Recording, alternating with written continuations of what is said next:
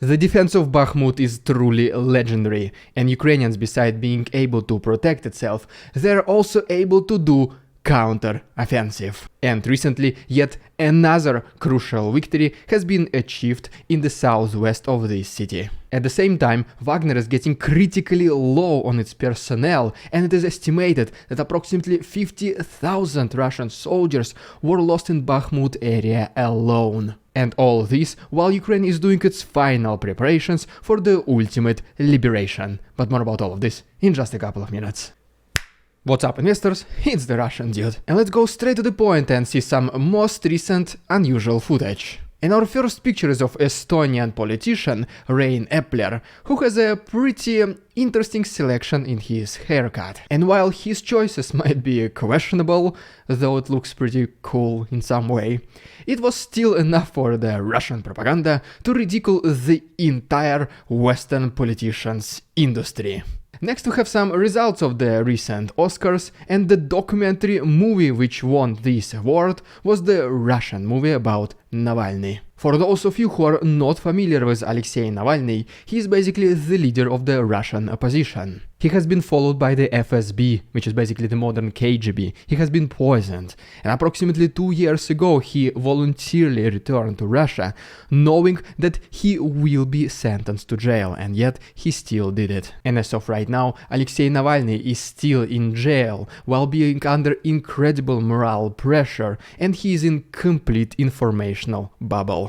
Next we go to the capital of Russia, Moscow, and as you can see right here, some trees are being cut down to put the air defense systems. And speaking about the air defense, recently 3 unidentified drones have been flying above Russian military base in Moscow, and this base was specializing in air defense systems. And well, whenever you hear the next news, you might feel like that Russia is preparing for something.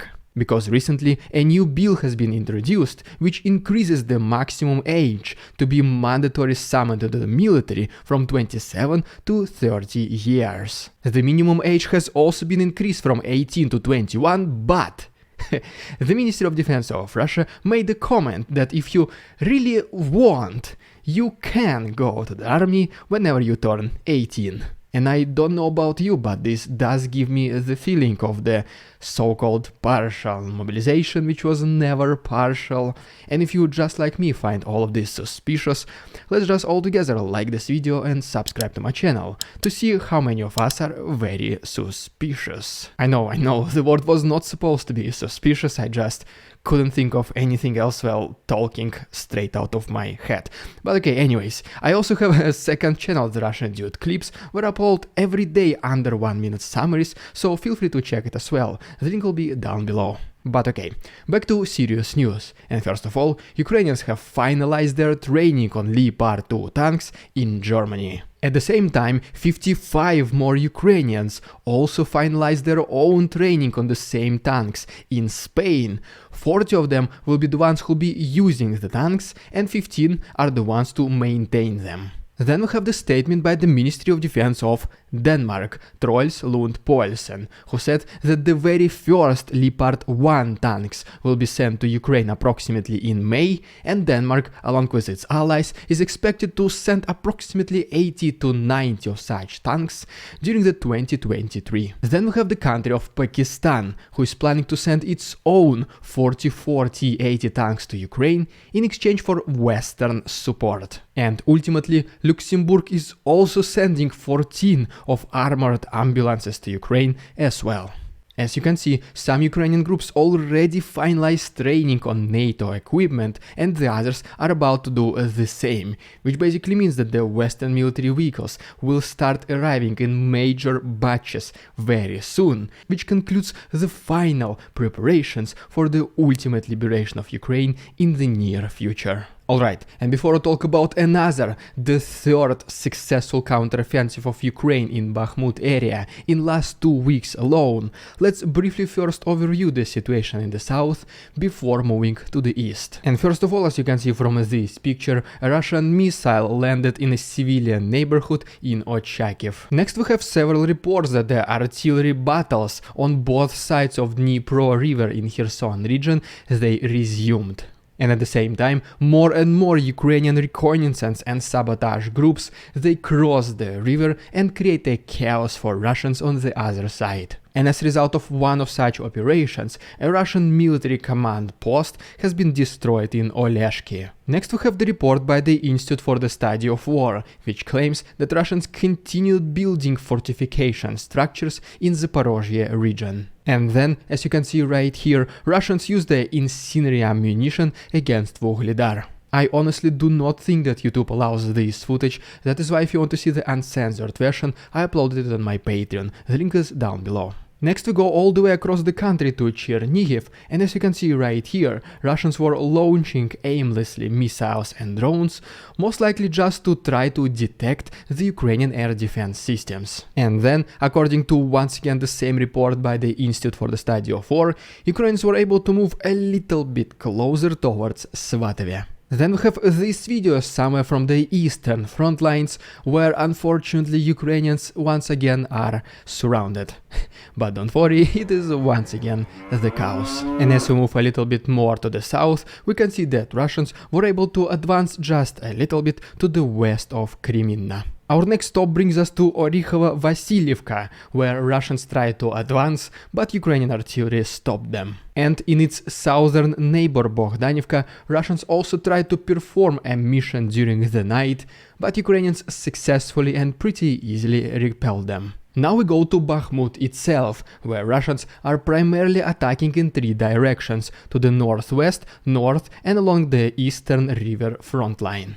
And just like previously, at a cost of hundreds or sometimes even thousands of lives, they're only able to capture small portions of lands. Then we have some statements from Ukrainian soldiers who do fight within Bakhmut city, and they said that Wagner soldiers were able to approach this Bakhmutivka river this last week, but since then they were not able to cross it or advance anywhere else across the eastern part. Which is also confirmed by the Institute for the Study of War, which basically claims that yes, Russians might advance very slowly, but they were not able to achieve any turning point or encircle Ukrainians. And as you can see right here, this is how the Bakhmut front line has been changing in the last couple of days. And then we have the video allegedly from the defenders of Bakhmut, which show in which conditions they have to protect this city.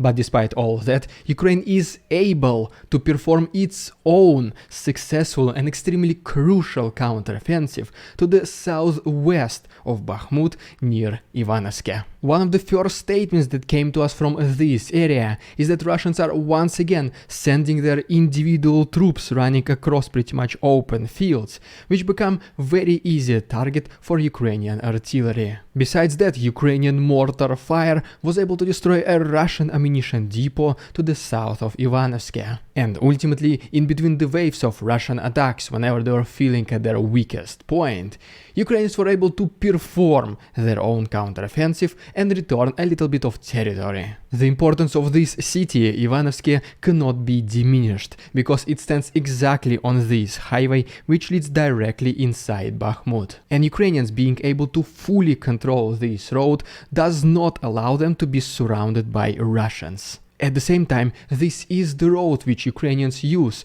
to bring supplies and reinforcements, and also to take away the injured soldiers. So as you can see, controlling this road is extremely crucial at this moment of this war. Ukrainians are being predominantly successful in the last couple of weeks, resisting the attacks of Russians and repelling them and even counter-attacking, so which basically means that Russians are nowhere close to capturing it. We even have have some statements by the Russian soldiers who claim that their commanders bring new fresh conscripts just to patch the empty spots in the defense and offense lines, which basically means that they send them to be in a meat grinder.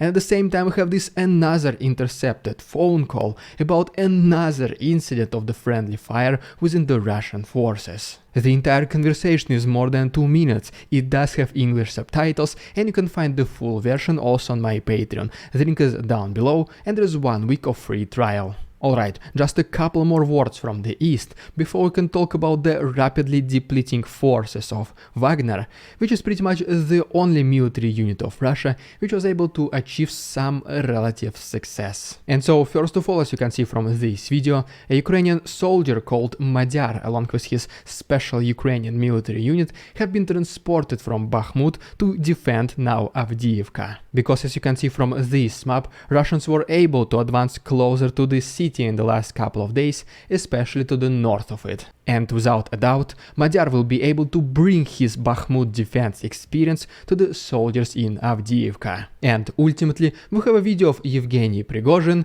allegedly from Bakhmut, where he is saying that he will be running for Ukrainian presidency in 2024. To be honest, I've spent several minutes trying to find a joke about this situation, but I couldn't, so just let me know in the comments your best humorous situation.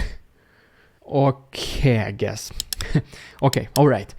Okay, so back to Bakhmut, where Russians, including Wagner soldiers, have been suffering significant losses since the beginning of this war. And most recently, according to Ukrainian commander Alexander Syrsky, who has been visiting Bakhmut previously, he said that Wagner soldiers have been concentrating their efforts attacking the central part of Bakhmut. And just like I mentioned previously, Russians are trying to advance from several directions, but Ukrainians are repelling these attacks, and the defense of Bakhmut, this fortress, still stands. And while still trying to win a modern war using ancient tactics, according to President Zelensky, Russians have lost at least 1,100 soldiers in Bakhmut area alone in the last week. And during their one of the most recent assault attempts, according to Serhiy Chervatый, Russians lost approximately 500. And as you might already know, the majority of Russians who do fight in Bakhmut are from this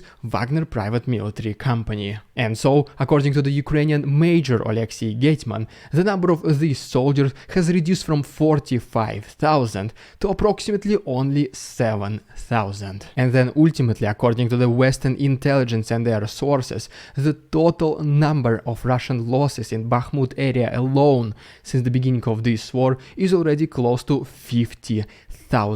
And I mean, when the only Russian military unit which was relatively successful in this area, when this will be completely eliminated as well, which other Russian forces will be able to attack successfully? And the answer is, most likely, none of them, because it feels like that we're only one step away from the turning point in this war, and this one step will be the arrival of the major batches of the Western military equipment and vehicles, which, to be honest, as you can already see, is happening right now as we speak. Ukrainians are finalizing their training and are coming home riding NATO tanks. And their only purpose will be to defend their own home and push Russians further away from its territory. And so I would say, what is the cost of Putin's pride and inability to acknowledge his mistakes? Is it 50,000 in Bakhmut? Is it 160,000 across the entire Ukraine since the beginning of this war? Or is it just the beginning? Because so far, this war has been a fatal mistake for him, and every single day only brings closer the inevitable. And if you want to witness the end of this war together with all of us, feel free to subscribe to my channel, it only takes one click. And if you want to support my work, please consider becoming my channel member, use the PayPal link, or become my Patreon, where is still 1 week of free access. You can find all the other links to the right and down below. Thank you so much for your attention, товарищи, and see you tomorrow.